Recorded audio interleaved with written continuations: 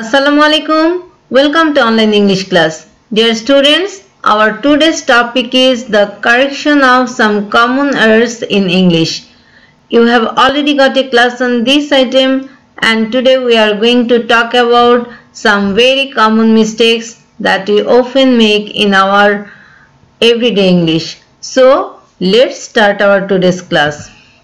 The first rule today we have is দুটি জিনিসের তুলনা বোঝালে কম্পারেটিভ ডিগ্রিতে দ্যানের পর দ্যাট অফ বা দোজ অফ বসে। সাবজেক্ট সিঙ্গুলার হলে দ্যাট অফ এবং সাবজেক্ট প্লুরাল হলে দোজ অফ হয়। এই দ্যাট অফ বা দোজ অফ যোগ করতে হয় কোথায়? দ্যানের পর। The rice of Barishal is better than Khulna. বরিশালের চাল খুলনার চেয়ে ভালো। কারেক্ট সেন্টেন্সটা কি হবে? বরিশালের চাল খুলনার চালের চেয়ে ভালো। তাহলে আমরা লিখব the rice of Barishal is better than. এটা কোয়েশ্চেন থেকে হুবহু কপি হবে। তারপর লিখব দ্যাট অফ খুলনা, কারণ সাবজেক্ট হচ্ছে rice.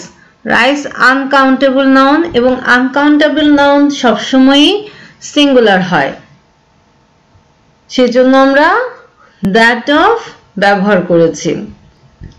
The next example is the mangoes of Rajshahi are better than Khulna. রাজশাহীর আম খুলনার চেয়ে ভালো। সঠিক সেন্টেন্স হলো রাজশাহীর আম খুলনার আমের চেয়ে ভালো।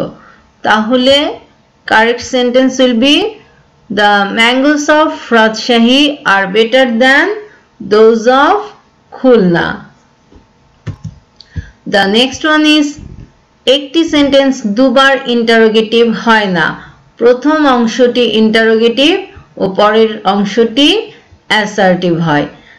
যদি কারেকশনে এমন কোনো সেন্টেন্স দেয়া থাকে যে সেন্টেন্সের একাধিক অংশ ইন্টারোগেটিভ ফর্মে আছে, সেই ক্ষেত্রে আমাদের কাজ হবে প্রথম অংশটি ইন্টারোগেটিভ রেখে পরের অংশটিকে অ্যাসার্টিভ করা।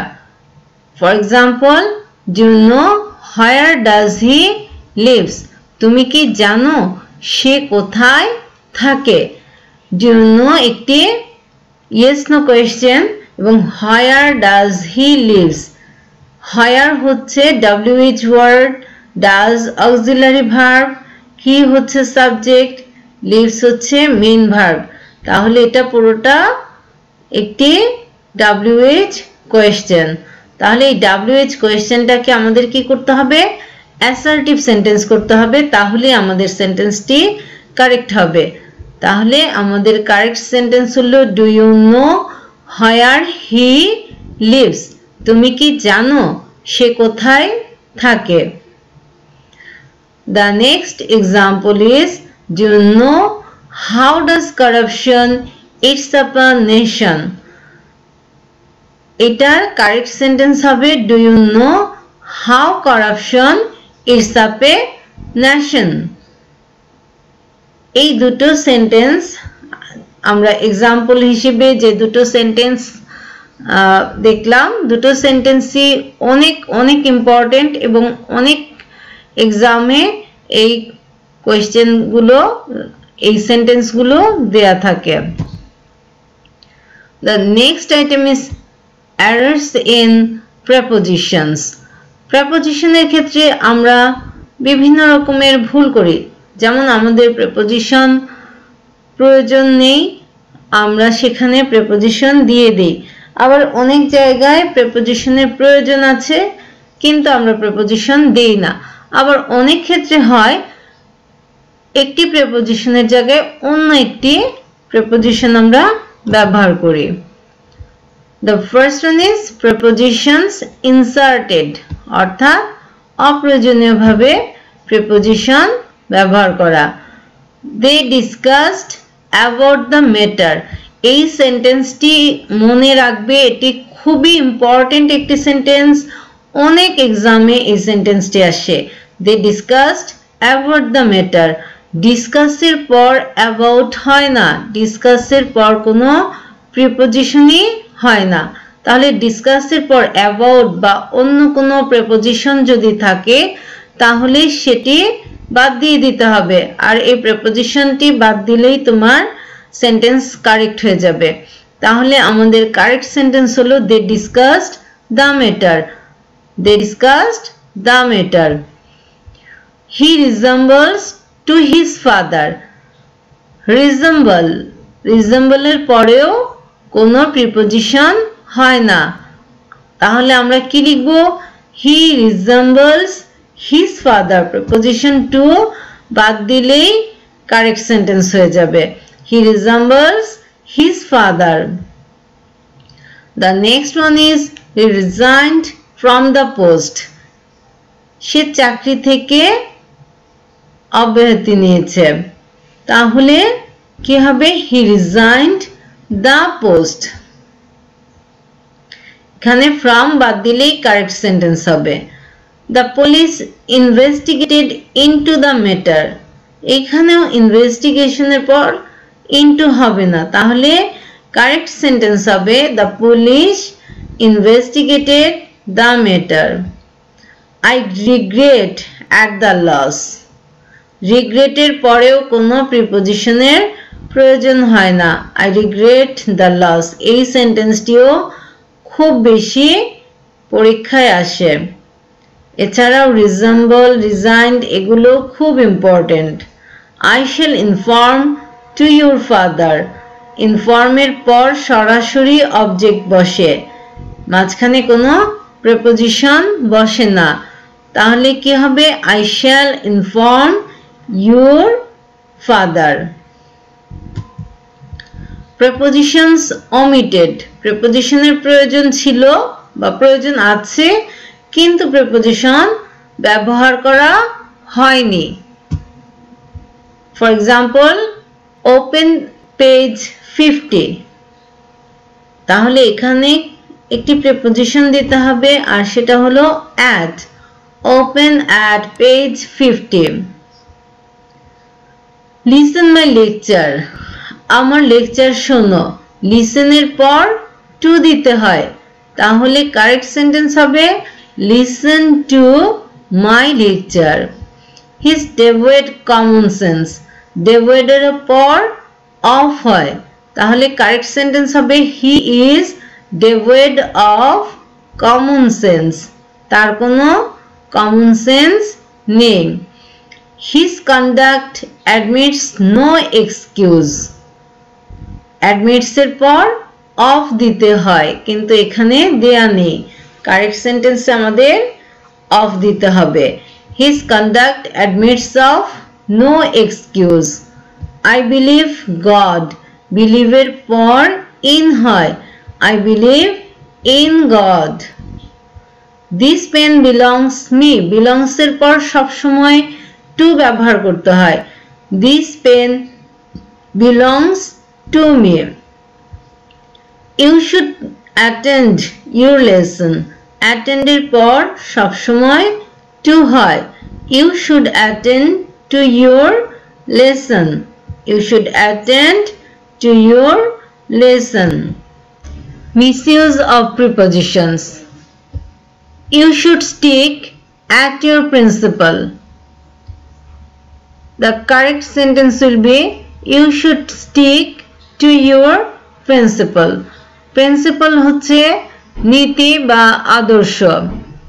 stick at হচ্ছে কোনো কাজের চেষ্টা চালিয়ে যাওয়া, আর stick to হচ্ছে কোনো কিছু আঁকড়ে ধরা। এটা একটি ফ্রেজাল ভার্ব। তাহলে আমাদের আদর্শের চেষ্টা চালিয়ে যাওয়া যায় না, আদর্শকে আঁকড়ে ধরতে হয়। তাই আমরা কারেক্ট সেন্টেন্সে লিখব you should stick to your principal.